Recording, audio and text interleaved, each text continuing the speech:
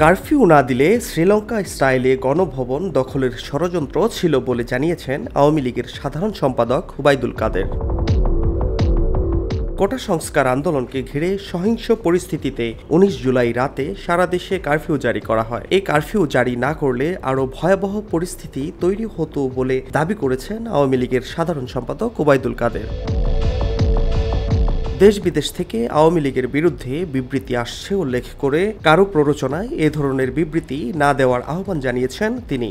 গত রবিবার রাজধানীর তেজগাঁওয়ে ঢাকা জেলা আওয়ামী লীগের কার্যালয়ে দুস্থদের মাঝে খাদ্য সামগ্রী বিতরণ অনুষ্ঠানে এই আহ্বান জানান তিনি। কারফিউ জারির পরে সেনাবাহিনী কোথাও গুলি করেনি জানিয়ে ওবায়দুল কাদের বলেন, বিএনপি এখন স্বাধীনতা বিরোধী, দেশ বিরোধী, উন্নয়ন বিরোধী অপশক্তিকে নিয়ে নতুন প্ল্যাটফর্ম করার কথা জানান দিচ্ছে।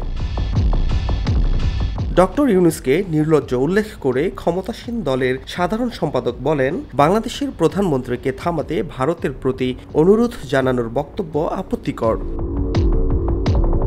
কোটা আন্দোলন, অগ্নিসন্ত্রাস, সাম্প্রতিক সহিংসতার সঙ্গে এই বিবৃতির সম্পর্ক আছে কিনা তা ভেবে দেখার দরকার বলে মনে করেন আওয়ামী লীগের সাধারণ সম্পাদক। ফাহাদ শাহরিয়ার, খবর সংযোগ।